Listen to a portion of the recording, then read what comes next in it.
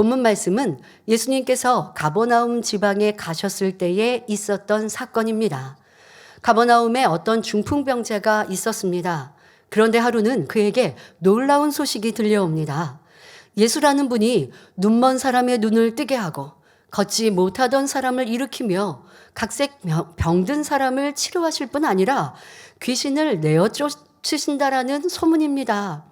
중풍병자는 마음이 선했기 때문에 예수님에 관한 소문을 듣고 마음에 새겼으며 간절히 사모하게 되었습니다.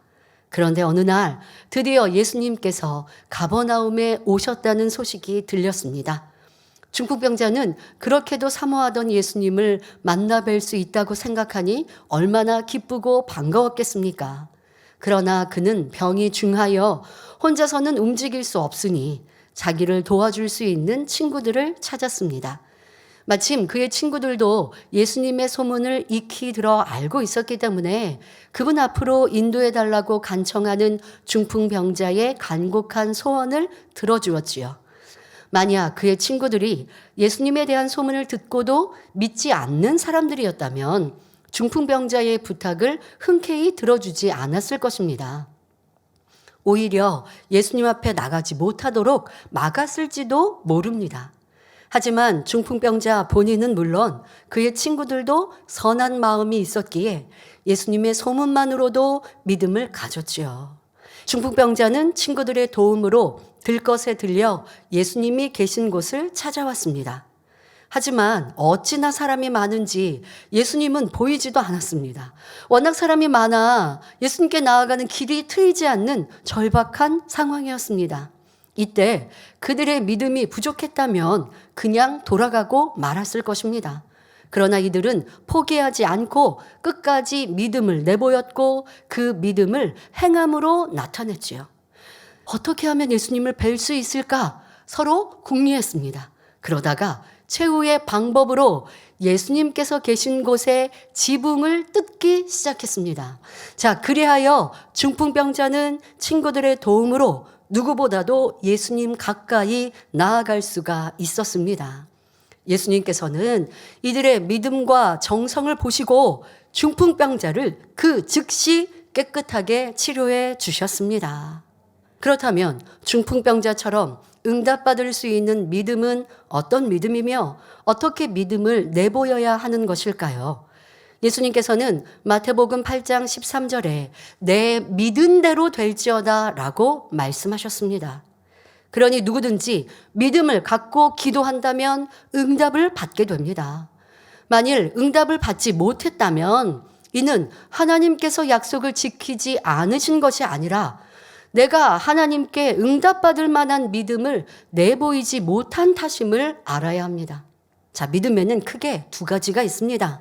바로 육적인 믿음과 영적인 믿음이지요.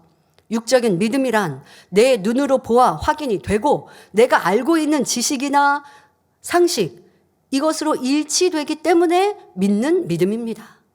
내 편에서 듣고 보며 가르침 받아서 아는 믿음이므로 이를 지식적인 믿음 또는 이성적인 믿음이라고도 하지요. 이것은 유에서 유의 창조, 즉 있는 것에서 무언가를 만들어내는 것을 믿는 믿음입니다. 이런 육적인 믿음은 내 생각과 이론에 맞지 않으면 믿지 않습니다. 또한 당장의 유익이나 계산에 맞지 않으면 믿지 않으며 진리 안에서 순종의 행함이 따르지 않지요. 그러므로 결국 죽은 믿음일 수밖에 없습니다. 반면에 영적인 믿음은 어떠합니까? 우리 눈에 보이지 않고 생각이나 지식에 맞지 않아도 믿는 믿음입니다. 즉 아무것도 없는 무에서 유를 창조하신 하나님을 믿는 믿음이며 그러니 현실이나 당장의 유익, 계산이 아니라 진리, 하나님의 말씀이 우선이지요. 그러므로 순종의 행함이 따르며 이 믿음이야말로 참 믿음이요 천국에 들어갈 수 있는 믿음이며 응답받을 수 있는 믿음입니다. 하나님께서는 우리에게 이런 영적인 믿음을 원하십니다. 본문 마가복음 2장 5절을 보면 예수님께서는 중풍병자와 그의 친구들의 믿음을 보시고 응답하셨음을 알 수 있습니다. 마음으로 믿어지는 믿음이 하나님 앞에 행함으로 나타나야 응답을 받게 된다는 사실을 깨달아야 합니다. 하나님께서는 성경을 통해 믿음을 행함으로 내보이지 않고 입술로만 믿습니다 고백한다면 이는 믿음이 아니요 거짓말이라고 분명히 말씀하셨습니다. 야고보서 2장 26절에 영혼 없는 몸이 죽은 것 같이 행함이 없는 믿음은 죽은 것이니라 하셨고, 요한일서 2장 4절에 저를 아노라 하고 그의 계명을 지키지 아니하는 자는 거짓말하는 자요 진리가 그 속에 있지 아니하되 하셨습니다. 자, 우리가 심판이 있음을 알고 천국과 지옥이 있음을 정녕 믿는다면, 또한 독생자까지 주신 하나님의 사랑을 안다면 당연히 하나님을 경외할 것이고 믿음의 행함이 따르게 됩니다. 하나님께서는 이러한 행함을 보시고 그래 내가 나를 믿는구나 하시며 응답해 주시는 것입니다. 본문의 중풍병자도 응답받을 수 있는 영적인 믿음을 내보였습니다. 중풍병자는 치료받기 위해서 어떤 수단과 방법도 가르지 않고 예수님께 나아갔습니다. 예수님을 만나기만 하면 치료받을 수 있다는 믿음과 확신이 있었기 때문에 친구들을 불러서 불편한 몸을 들것에 실려 예수님 앞에 찾아갔던 것입니다. 자, 이처럼 우리도 응답받기 위해 하나님 앞에 믿음의 받침대를 세워 놓을 때 하나님께서 그것을 보시고 영적인 믿음을 주시며 응답하시는 것입니다. 그러니 내가 먼저 지식적으로 믿은 것을 눈에 보여지도록 하나님 앞에 행하는 것이 중요하며 이것이 믿음의 받침대를 세우는 것입니다.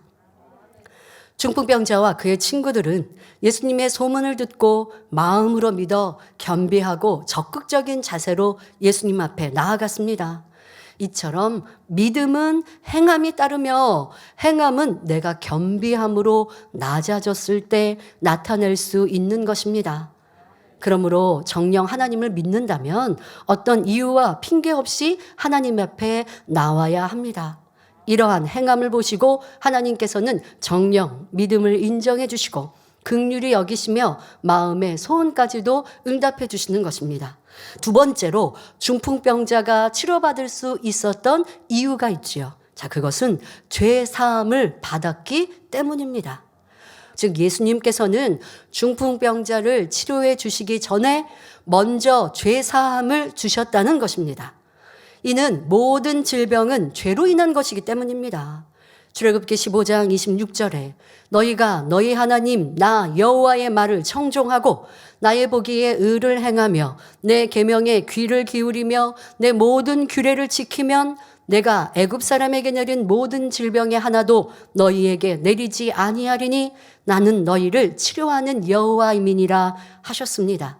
또 신명기 28장에도 하나님의 말씀대로 순종하고 지켜 행하면 어떤 질병도 틈타지 않음을 말씀하셨지요. 신약에도 요한복음 5장을 보면 예수님께서 38년 된 병자를 치료하신 후 더 심한 것이 생기지 않게 다시는 죄를 짓지 말라고 권면하셨습니다. 이처럼 질병은 죄로 인하여 온다는 사실을 분명히 깨우쳐야 하겠습니다. 그러므로 예수님께서 중풍병자를 치료하실 때에도 먼저 죄 사함을 주신 것입니다. 물론 예수님 앞에 나아간다고 해서 교회에 나왔다고 해서 여러분들이 은사집회 현장에 나왔다고 해서 무조건 죄 사함을 주시는 것이 아닙니다. 중심에서 회개하고 돌이킨 사람에게 죄 사함을 주시죠.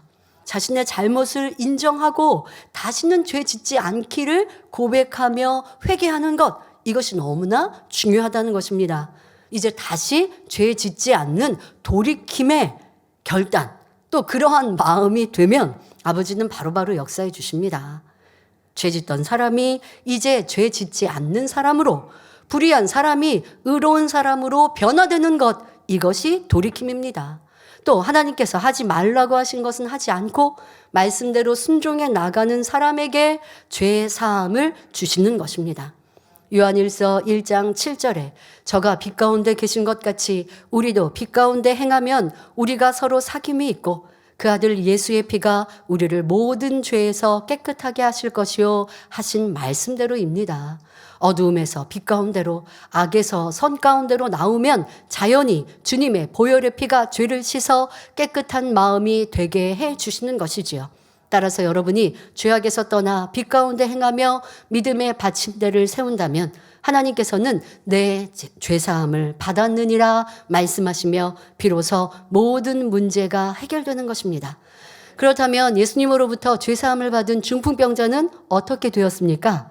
예수님께 찾아올 때는 들것에 실려왔지만 죄사함을 받은 후에는 당당히 일어나 들것을 들고 걸어 나갔습니다. 그런데 이러한 일은 예수님만 하실 수 있는 것이 아닙니다. 예수님을 구세주로 믿고 하나님과 하나 된 사람은 누구나 이런 일을 행하고 이보다 큰 일도 나타낼 수 있습니다. 요한복음 14장 12절에 내가 진실로 진실로 너희에게 이르노니 나를 믿는 자는 나의 하는 일을 저도 할 것이요 또한 이보다 큰 것도 하리니 이는 내가 아버지께로 감이니라 말씀하셨기 때문입니다. 당회자님께서는 이 말씀을 100% 믿으셨기 때문에 주의 종으로 부르심 받은 후 하나님의 권능을 받기 위해 수없이 금식하며 기도하셨습니다. 그리하여 교회 개척 때부터 현대 의학으로는 고칠 수 없다는 질병들도 당회자님의 기도를 통해 치료받은 간증들이 넘쳐났지요. 당회자님께서 인도하신 세계적인 연합 대성회는 물론 손수건 기도와 시공을 초월한 사진 기도 등을 통하여 수많은 사람이 치료받았고 지금도 이러한 권능의 역사는 계속되고 있습니다. 먼저 김윤섭 집사님의 간증입니다. 김윤섭 집사님은 하나님을 믿기 전인 1990년 5월 대전 연구단지에서 전기 공사를 하던 중 5층 높이에서 떨어지는 큰 사고를 당하였습니다. 사고 후 곧바로 병원으로 옮겨졌지만 의식이 없었습니다. 계속 혼수 상태에 있다가 약 6개월이 지난 후에야 기적적으로 깨어났다고 합니다. 그러나 11번, 12번 흉추 압박 골절, 4번, 5번간 요추 디스크 등으로 병원에서는 상태가 매우 심각하다고 했지요. 다른 여러 병원을 돌며 치료를 받았지만 별다른 진전이 없었습니다. 그러던 중 1998년 11월 특별 환자 집회를 개최하셨습니다. 그런데 이분이 참석을 하였지요. 그리고 놀라운 체험을 하였습니다. 전에는 반드시 눕지도 못하고 혼자서 대소변도 가리지 못할 정도로 몸을 가눌 수가, 움직일 수가 없었는데 당회장님의 안수 기도를 받고 난 후 지금 여러분 보시는 건 그때 장면입니다. 휠체어에서 일어나 목발을 짚고 걸을 수 있게 된 것입니다. 그 후 이분은 온전히 치료받기 위해 각종 예배 참석은 물론 기도 생활을 쉬지 않았지요. 그리고 다음해 5월에 있었던 1999년 7월 2주 연속 부흥성회에 사모하며 21일 금식 기도로 준비하였습니다. 성회가 시작된 첫 번째 주간에는 전체를 위한 환자 기도 중에 강한 빛이 비추면서 자신이 뛰어다니는 환상을 보았다고 합니다.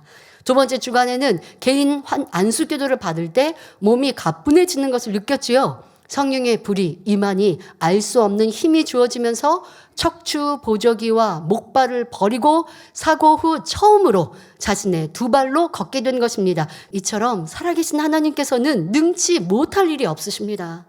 그러므로 질병이나 약함을 치료받기를 사모하는 분들은 과연 나는 하나님 앞에 믿음의 받침대를 만들어 놓았는지 살펴보시기 바랍니다. 가정의 문제, 일터, 사업터의 문제를 해결받기 원하시는 분들도 마찬가지입니다. 습관을 쫓아 불같이 기도하고 있는지, 하나님께서 싫어하시는 비진리, 죄악을 나도 싫어하고 미워하여 힘써 버렸는지, 행하라 하신 말씀대로 행하고 있는지 점검해 보시고 지금부터라도 하나님을 기쁘시게 하는 믿음의 행함으로 응답과 축복의 주인공이 되시기를 기원합니다.